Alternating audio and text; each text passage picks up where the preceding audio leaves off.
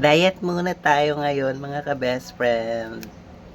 Dahil mahal na araw na kailangan nating magpenitensya. Huwag tayong kumain ng 1 linggo para naman pumayat. Oh my God, mga ka-best friend, flex ko lang po si Nissin Cup Noodles. I love Nissin Spicy Seafood. Well, mga ka-best friend. Siguro isa rin kayo sa mga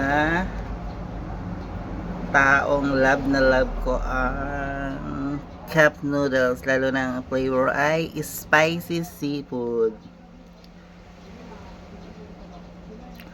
Alam niyo ba kung bakit masarap yung cup noodles? Nissin cup noodles. Alam niyo kung bakit the best yung Nissin cup noodles? Let's try this.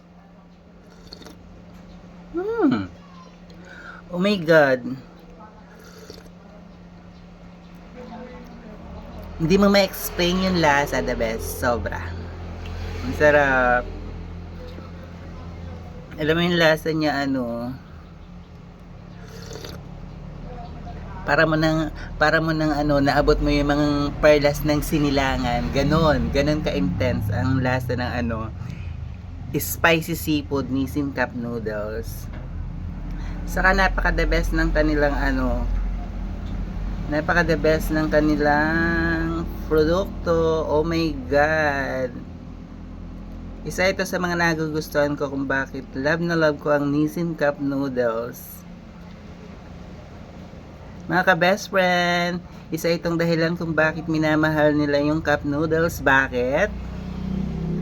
Kita nyo yung quality ng kanilang noodles. Kahit ilang oras mo yata itong ibabad.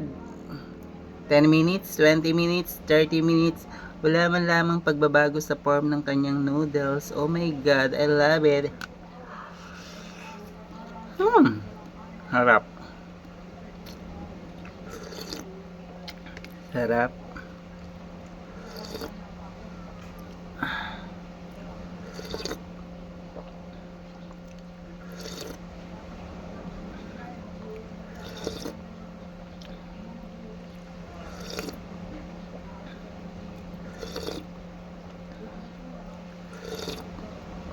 The best siya mga ka-best friend, mapapapikit ka talaga sa sarap. Ganon kasarap yung Nissin cup noodles.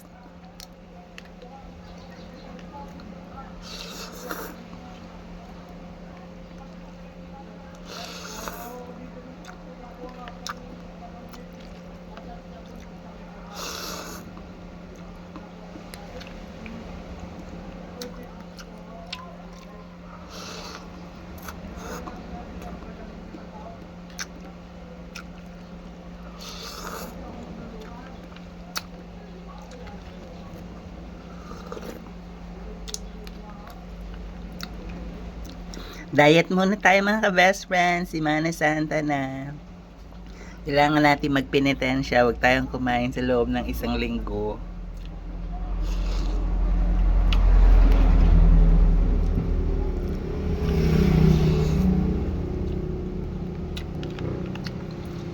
Iniipon ko to mga ka-best friend, yung nilagyan ng Nissin cup noodles. Nilalagyan ko minsan siya ng mga Joy. Tapos minsan pag wala akong baso, siya kong iniinuman.